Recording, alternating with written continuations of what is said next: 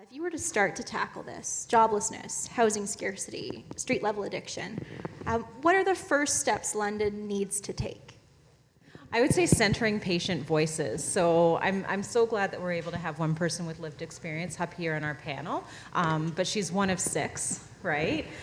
We need more. We need to actually be listening and asking first, and then listening to our community about what their needs, because I think we're being promoted as experts, but people who are living with homelessness are the experts, and we need to be asking them about what they need.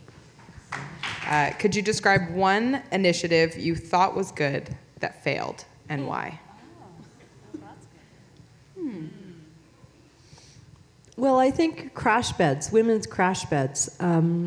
While I think that there could have been some modifications to that, but women's crash beds closed due to structural issues and funding issues.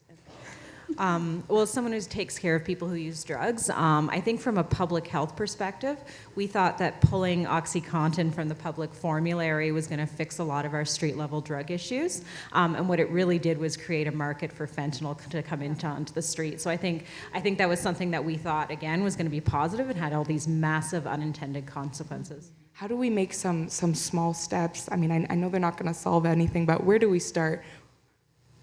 I'm just going back to that spot in my life where I just found my sister's place, and I had been on the streets under a bridge for a year.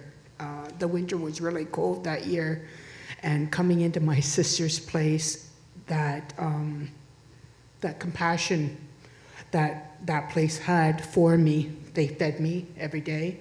They gave me a shower. These are basic needs. I think we have another really compelling audience question, which is how can we ensure that unhoused people have access to sanitation and heat while they live in tents? I think it's almost the wrong question, though. I don't think that we need to put a Band-Aid on a broken leg and give people sanitation in their tents. I think we need to be looking at effective housing first approaches, rent supplements, looking to developers to be giving affordable units in already existing buildings. That's going to give people proper, humane sanitation and heat. Okay, Vito, this is one for you. What is the one thing, you can offer a few, that stops developers from contributing to affordable housing? Well, that's a one-sided question. That I think developers do contribute to affordable housing. What you've got to remember is London is growing. People are relocating here from Toronto in busloads. We also have policies in the City of London that basically restrict growth. Development fees have increased tremendously. Land prices have increased because we have an urban growth boundary in the City of London that restricts development in 90% of our raw land. So I guess just what role should elected officials play here? I think elected officials, oftentimes the priority for them is to get back in again. I'm sorry, but that's true, right? And so that makes it difficult for them to push their constituencies or the bureaucrats, whom I have a lot of respect for too, because they're doing a tough job. But those are where things get bogged down, and it's like swamp water. So good ideas and good solutions kind of sink to the bottom or get sucked into the vortex of the swamp. And I think it's our job to tell our elected officials what we want in our community.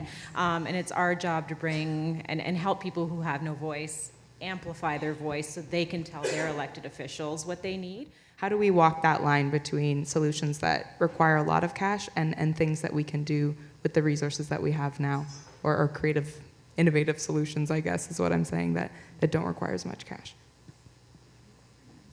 Well, I think we can pay on the front end or we can pay on the back end.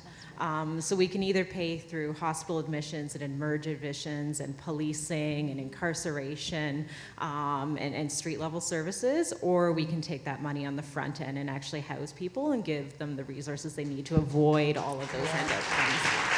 How do we break down that barrier? And how do we kind of build up people so that they can see themselves, being housed or see themselves, kind of, I guess, living the life that they want to live?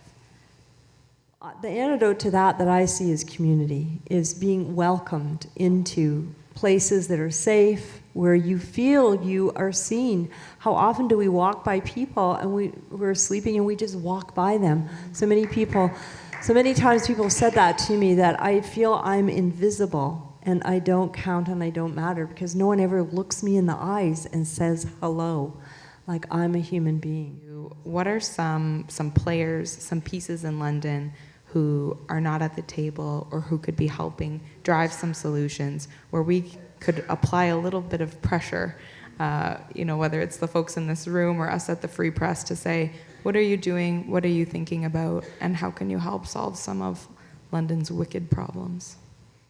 I think London is actually doing a pretty good job. We work really well in collaboration. Most of the organizations in the city, I think we're thinking about the problems, but I think the problem is bigger than all of us, and we really need to be pushing kind of as a city and as people who work with people living with homelessness at the federal level and at higher levels, because this is a bigger problem than we can just solve on our own. After tonight, I'm kind of more hopeful than I've been in 21 years here in this city.